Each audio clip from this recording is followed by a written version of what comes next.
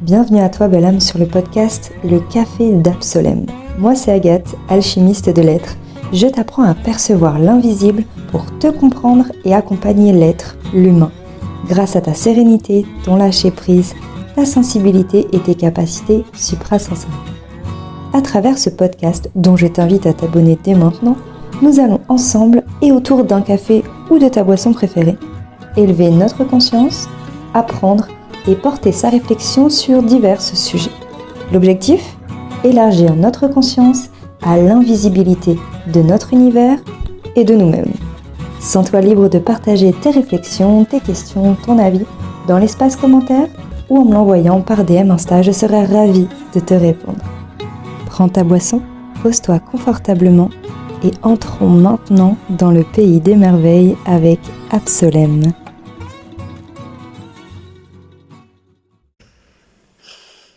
Bienvenue à toi belle âme sur le Café d'Absolem. Je suis contente de te retrouver pour un nouvel épisode. Aujourd'hui, j'avais envie de te partager mes prises de conscience que m'a apporté l'entrepreneuriat. Si tu ne le sais pas encore, je suis entrepreneur depuis un sacré bout de temps déjà et en ce moment ça se décuple de plus en plus et j'ai pris conscience de toutes les petites choses que l'entrepreneuriat, que la création de mon business a pu m'apporter. Donc c'est le thème du jour, peut-être que ça pourra t'apporter quelque chose. Avant de continuer, partage-moi dès maintenant en commentaire, en DM ou peu importe. Quelles ont été, toi, tes prises de conscience que t'a apporté l'entrepreneuriat ou ton job actuel ? Dis-moi tout ça, je serai très curieuse et ça ne peut être que inspirant et humanisant, donc connectons-nous comme ça aussi, c'est cool. N'hésite pas aussi à mettre petit pouce bleu si tu es sur YouTube, les petites étoiles si tu es sur Spotify, à me donner ton avis, à venir papoter avec moi, à t'abonner si c'est pas déjà fait. Et puis, on est parti. Pour commencer, l'entrepreneuriat m'a fait comprendre que j'étais créative. Voilà. M'a fait prendre conscience que j'étais créative. Alors, quand j'étais enfant, comme tout enfant, on a cette part de créativité, peu importe comment elle se développe, comment elle se manifeste, mais on a cette part créative en nous que l'on laisse souvent s'exprimer. Et selon comment elle est perçue, comment on va l'utiliser, comment on va la développer, etc., soit on va stopper notre élan créatif, soit on va justement la développer encore plus. Et quand on va la bloquer, ça va nous apporter beaucoup de frustration, beaucoup de trauma par rapport à notre créativité. En fait, quand j'étais petite, dis-nous aussi toi si tu as des anecdotes comme ça. Quand j'étais petite, j'écrivais beaucoup d'histoires. Je créais des histoires et la dernière en date que je me souviens très très bien, contrairement aux autres, c'était une histoire d'horreur. Lol. Je devais avoir 13 ans et j'avais écrit cette histoire-là. Et quand j'écrivais des histoires, ça fusait dans mon cerveau. Du coup, j'écrivais un tas d'histoires, peu importe l'histoire, l'ambiance ou quoi que ce soit. J'écrivais énormément. Je créais beaucoup. J'adorais me projeter dans des mondes, dans des univers, surtout magiques. Par exemple, j'aimais beaucoup le dessin animé Dorémy Magique. Qui connaît ce dessin animé-là qu'on regardait tous les midis sur Midi les Zouzous? Bref, j'adorais cet univers-là de petites sorcières, de magie, tout ça. Et du coup, quand j'étais à l'école avec ma meilleure amie, Lucie, on jouait à Dorémy. On était des sorcières, voilà. Ça, c'est un petit côté de la créativité. Mes parents m'ont souvent dit, faut que t'arrêtes d'écrire, tu arrêtes ça, faut que tu arrêtes de faire ci. Donc du coup, frustration, c'est un trauma, hein. Franchement c'est un trauma. Donc il y a eu de la frustration, il y a eu un blocage de ma créativité nette. Et oui, je voyais que j'étais créative, je dessinais aussi pas mal. Je voyais que j'avais une certaine créativité, mais pour moi j'étais pas créatrice. J'étais pas du tout créative ni créatrice. Et en fait l'entrepreneuriat, elle m'a fait prendre conscience qu'on est toutes est tous créatifs, et créateurs. Les deux. En fait, c'est la même chose. On est tous créatifs. Quand tu vas créer un post, quand tu vas créer une story, tu la crées. Créer. C'est ça, créer. Et donc, dans l'entrepreneuriat, lorsque tu vas créer ton business, même si tu fais un job de naturopathe et du coup tu crées pas la naturopathie, mais tu crées ton job, tu crées tes accompagnements, tu crées des choses pour tes clients, tu crées du contenu pour tes clients ou ta communauté, etc. Tu es créateur ou créatrice. Et donc c'est de là aussi que j'ai compris que quand tu es entrepreneur, c'est là que tu reprends ton pouvoir créateur, ta capacité créatrice et créative. Et en fait, la créativité, on l'utilise énormément quand on est enfant parce que c'est là que se développe, en fait, c'est là que se développe naturellement notre créativité. Donc, peut-être que ça pourrait te guider. Qu'est-ce que tu kiffais créer quand tu étais petite? Et tu pourras voir que tu pourras peut-être potentiellement réutiliser justement cette créativité-là enfantine, pardon, et de l'exporter pour l'utiliser dans ton business. Si tu kiffais peindre, pourquoi n'utilises-tu pas la peinture justement dans ce que tu fais aujourd'hui? Si tu kiffais chanter, danser comme moi, eh bien, qu'est-ce que tu peux faire avec ces outils-là aujourd'hui dans ton activité? Tu vois? C'est vraiment ce que ça m'a fait prendre conscience, l'entrepreneuriat, qu'on est tous créateurs. Plus j'en prenais conscience, plus j'en prends conscience encore aujourd'hui, et bien plus ma créativité, quand je crée des posts, quand je crée du contenu, quand je crée mon académie ou mes offres, quand je crée un lien aussi avec nous, avec vous, c'est créer aussi. Donc, j'amène cette part créative, créatrice, dans tout ce que je fais aussi. En plus, je prends conscience aujourd'hui que c'est en mettant une part de mon énergie, de mon âme, de mon cœur dans ce que je crée, que ma création devient d'autant plus puissante, magnétique et incroyable. Donc, mettez-y tout votre cœur, voilà, dans tout ce que vous créez. Mets ton cœur, ton énergie dans tout ce que tu crées. Là, ça va plus être un déclic que l'entrepreneuriat m'a shifté qu'une prise de conscience, mais ça fonctionne aussi. Quand j'étais petite, j'étais assez timide. Vraiment, je parlais pas énormément. J'avais très peu d'amis, même si j'étais à fond, on va dire ça comme ça. Quand j'ai des amis, moi, c'est une relation forte. C'est pas une relation bateau, tu vois. Donc j'étais vraiment à fond dans mes amitiés. J'avais aussi du mal à avoir de nouveaux amis, à créer une conversation, tu vois le truc. Et avec l'entrepreneuriat, ça m'a permis de m'ouvrir, vraiment. Et aujourd'hui, je peux clairement dire que je suis une bavarde. Parfois, avec certaines personnes, elles vont se reconnaître, évidemment. On peut se faire des vocaux longs de 10 km de long. Je peux papoter pendant 500 ans sur un même sujet parce que ça me passionne, parce que la conversation est là, parce que le feeling est là, parce qu'il y a plein de choses autour. Mais avant, j'étais pas vraiment comme ça.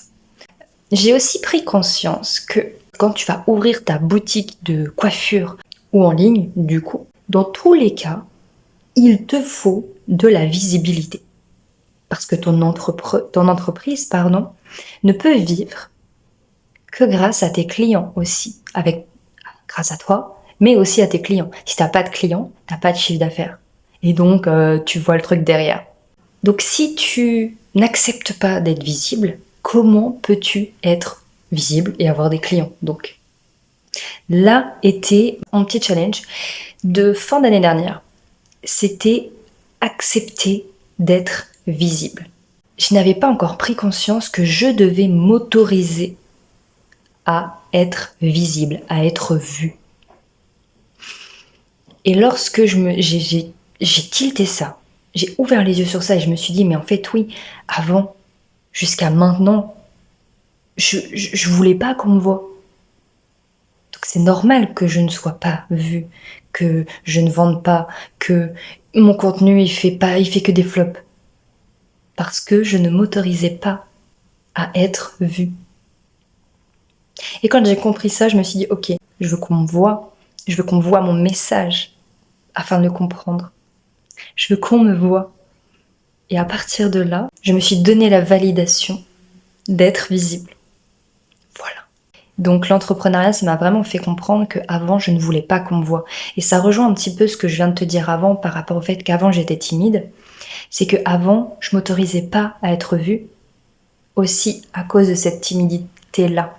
Et ça rejoint aussi la prochaine prise de conscience. Ce qui est bien, c'est que tout est lié d'une certaine façon.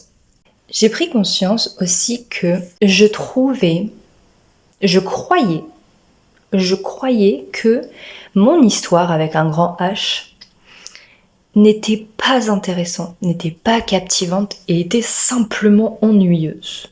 Voilà, c'est ce que je croyais fermement il y a encore jusqu'à récemment. Et en fait, tu comprends que pas du tout. Pas du tout. Alors, dis-moi si toi tu crois que ton histoire avec un grand H, c'est-à-dire toute ta vie, tout ce que tu as vécu, tout ce que tu as expérimenté, tout ce que tu as traversé, tes erreurs, tes succès, etc. Si tu penses que toute ton histoire est ennuyeuse, tu te trompes. Vraiment. Absolument tout a un potentiel intérêt. Intérêt, intéressante. Même étymologie, c'est la même chose. Quand tu as une histoire intéressante, c'est que tu trouves un intérêt derrière. Toute ton histoire, peu importe ce qu'elle raconte, est intéressante, inspirante, motivante. Par exemple, avec Cocon de Soi, c'est mon atelier en ligne pour apprendre à lâcher prise. Pour quelle raison j'ai envie de proposer à mes clientes de lâcher prise? Parce que d'une, je l'ai expérimenté, j'ai appris à lâcher prise, je lâche prise et je sais ce que ça fait de ne pas savoir lâcher prise, mais aussi de véritablement lâcher prise. Et comme mon processus pour apprendre à lâcher prise, ça a été assez long, ça m'a pris beaucoup de temps, beaucoup d'énergie, eh bien je veux aider les femmes à gagner du temps, à gagner de l'énergie, à gagner de la sérénité, à apprendre à lâcher prise simplement, naturellement, facilement, pour lâcher prise, sans mettre en pause sa vie, mais justement pour en tirer absolument tous les bénéfices du lâcher prise. C'est pour cette raison-là que j'ai créé Cocon de Soi. Par rapport à mon histoire, je suis à la base quelqu'un qui aime tout contrôler à l'extérieur comme à l'intérieur. J'en parlerai un petit peu après. Je ne savais pas lâcher prise, je ne savais pas qu'il y avait autant de bénéfices parce que j'étais à fond dans le full contrôle. Quand j'ai appris à lâcher prise, je me suis dit mais oui, en fait, pourquoi est-ce qu'on nous a obligés, pourquoi on s'est obligé soi-même à endurer tout ça, à se forcer à tout ça, à stresser pour tout, à vouloir tout contrôler. Ça sert à rien. Donc c'est pour ça que j'ai créé Cocon de Soi. On appelle ça le storytelling. Si tu trouves que ton histoire est intéressante, c'est que toi, tu ne trouves pas d'enseignement à ton histoire. Tu ne trouves pas d'utilité à ton histoire. Ce qui est bien aussi avec ton histoire, avec un grand H, c'est que ça te permet de savoir où tu veux aller et qui tu veux être demain. La destinée, le destin, la destination. La volonté du dit, pour ceux qui ont la ref. Mon histoire me permet de dire, voilà ce que j'ai appris quand j'étais plus jeune, donc je peux utiliser ce que j'ai appris pour être qui je veux être et être où je veux être demain. Je vais te faire du grosso modo, mais c'est juste pour donner une ligne que tu comprennes un petit peu. Hormis le fait que quand j'étais plus jeune, je kiffais les dauphins, les chevaux, danser et chanter, j'ai voulu être dans le monde équin comme je te l'ai déjà dit dans un épisode de podcast, le deuxième je crois. J'ai voulu aussi être sage-femme. J'ai été donc dans un lycée général où je voulais faire S. Du coup j'ai fait STMG, option marketing. Après avoir eu mon bac, je me suis dit bah les steaks, je veux aller en médecine. Donc j'ai fait une licence sciences pour la santé. C'est ça la fac de médecine en fait. Et ensuite j'ai arrêté et je me suis lancée dans le grand bain du salariat avec des jobs de vente, tu vois le truc. Qu'est-ce que ça peut me permettre de comprendre sur ma destinée, sur qui je veux être demain, où je veux aller demain? Eh bien simplement, création d'entreprise, la santé. Tu vois que les deux peuvent être joints. Et aujourd'hui, qu'est-ce que je fais? Je suis alchimiste de lettres. Alchimie, ça se rejoint énormément à la notion de magie, comme le fait que je kiffe le monde Harry Potter. Quand j'étais petite, j'adorais Dorémy Magie. Du coup, je suis alchimiste de lettres afin de guider les femmes à devenir conscientes. Lorsque tu deviens une femme consciente, tu as conscience et tu sais utiliser ta magie, ta médecine personnelle, intuitive, consciente. Nous avons appris, avec la société, l'éducation, tout le tralala, à externaliser, à extérioriser, à se déresponsabiliser de notre médecine, de notre corps, de notre compréhension de notre corps. On a appris à sortir notre médecine, à ne pas voir, à ne pas utiliser notre médecine naturelle. Et que aujourd'hui, nombre de femmes sont appelées à se responsabiliser de nouveau, à retrouver cette médecine intérieure. Et ça, c'est en devenant consciente que l'on peut retrouver sa médecine intérieure. En te redonnant cette responsabilité-là de ta médecine, tu comprends ton corps, tu te reconnectes à lui. Tout ça pour te dire qu'aujourd'hui, je guide les femmes à devenir conscientes.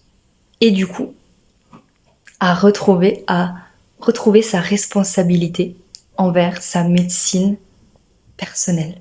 Donc c'est drôle quand même, comme toute ton histoire, oui elle est intéressante, oui elle est captivante, et oui elle te permet de te guider pour demain. Parce que ce sont tes mémoires, et parce que rien que le fait que les archéologues, par exemple, disent que c'est le passé qui va permettre de comprendre l'avenir,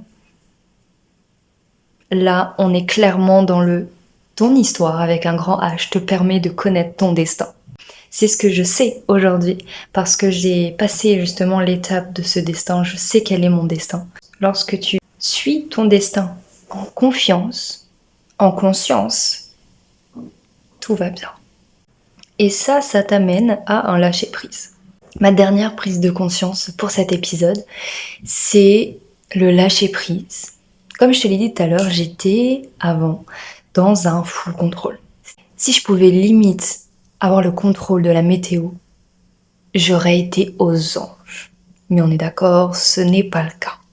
Lorsque je perdais le contrôle, ou lorsque je voyais que je n'avais pas contrôle au final sur quelque chose, à l'extérieur comme à l'intérieur, la frustration, le pic de frustration, il dépassait l'atmosphère. Très souvent, ça m'apportait beaucoup de colère, parce qu'en plus d'être dans le full contrôle, j'étais perfectionniste.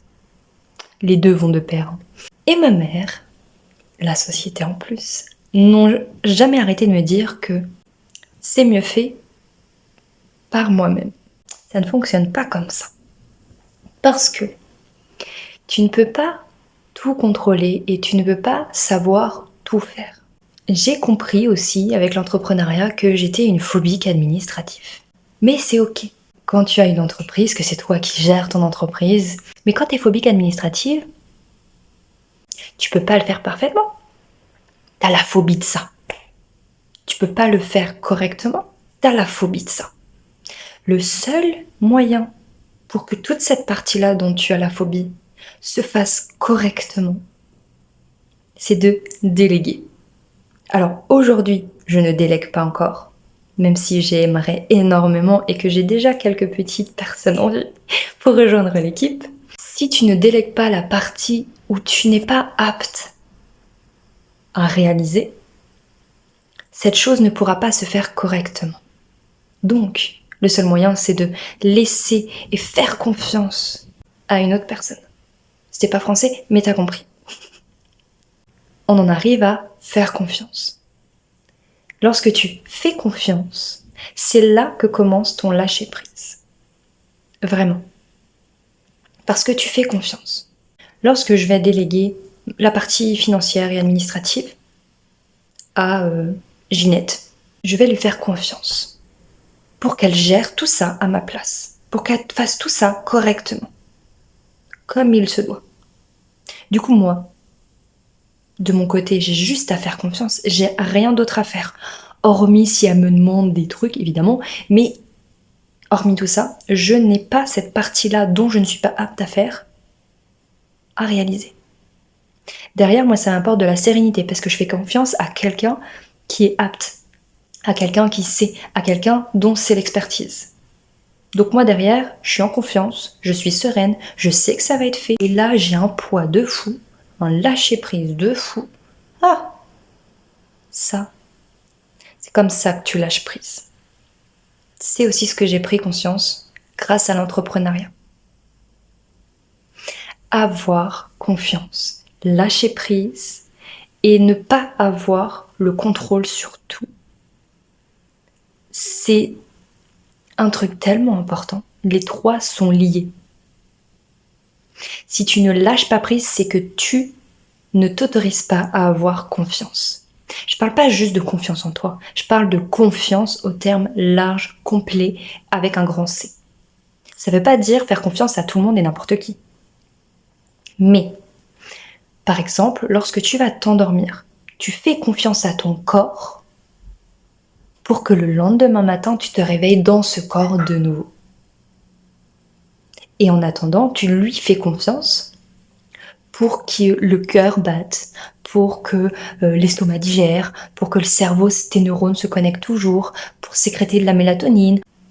Tu fais confiance à ton corps pour que tu puisses t'endormir sereinement d'une certaine façon. Parce que quand tu dors, tu n'as pas forcément le même contrôle sur ton corps que si tu es réveillé. Est-ce que tu vois où je veux en venir ? Donc quand tu dors, tu fais un lâcher-prise. Donc déjà, sache que tu lâches prise inconsciemment. Ensuite, tu fais confiance à ton corps depuis toujours. Tu te fais confiance à toi-même depuis toujours, mais inconsciemment.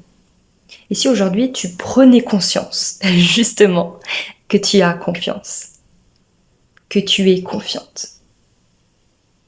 Rien que là, quand tu auras pris conscience de ça, moi en tout cas, c'est ce que moi j'ai ressenti, ça... c'est une sensation de légèreté, de sérénité intense et profonde. On parlait de destin tout à l'heure. Soit tu subis ton destin, en général c'est quand tu veux avoir le full contrôle, soit tu te dis je veux le kiffer, je veux aller à mon destin parce que je sais que je vais y aller. Donc ça je peux lâcher prise, j'y vais en confiance, il n'y a pas de souci. Quel chemin je veux prendre maintenant ? Là c'est à toi de choisir. Et comme tu es plus sereine, en confiance, et que tu sais qu'au final tu vas y aller, pourquoi tu prendrais pas un chemin qui te plaît, qui te donne envie, qui t'apporte énormément, qui t'enrichit, et qui te fait briller les yeux telle une petite fille à Disneyland Paris. Ça c'est mon cas. Donc lâcher prise, ne plus être dans le contrôle et être confiante, c'est vraiment ce que j'ai pris conscience là encore très récemment. C'est grâce à l'entrepreneuriat que j'ai pris conscience de ça. Petit aparté full contrôle, est-ce que ça te dit un épisode entier sur justement ce vouloir tout contrôler, extérieur comme à l'intérieur, comment j'ai pu m'en sortir vraiment plus en détail, plus en profondeur, et être comment j'ai réussi à être profondément sereine et avec des conseils, tout ça. Est-ce que ça te dirait ou pas ? Dis-moi ce que t'en penses toi. Et dis-moi aussi, qu'est-ce que l'entrepreneuriat a pu t'apporter comme prise de conscience ? Donc en soi, ma créativité, mon blablatage, ma visibilité, mon histoire, mon destin, ma confiance et mon lâcher-prise. Donc on en a 7, c'est pas mal quand même. Bon, dis-moi si ça t'a plu, si tu as aimé ce genre d'épisode. En tout cas, moi j'ai été contente de te partager un petit peu ce que m'a appris l'entrepreneuriat. Et puis surtout, on se dit rendez-vous lundi prochain. Nous aurons une invitée bien spéciale. J'ai très très hâte de te partager ce podcast-là. J'avoue ne pas le dire encore, mais tu peux partager quand tu écoutes mes podcasts en story sur Insta, en me taguant pour que je puisse voir. Et je repartagerai évidemment car ça me ferait énormément plaisir de voir que vous me regardez, que vous m'écoutez surtout, et de voir que ça vous plaît, ces podcasts-là, ces podcasts en conscience. Ça fait toujours plaisir et ça me permet de voir si le format vous plaît vraiment, si je continue, parce que j'ai plein d'autres idées en tête, vraiment.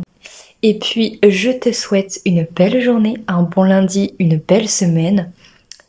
Et surtout, prends soin de toi, belle âme. Ciao!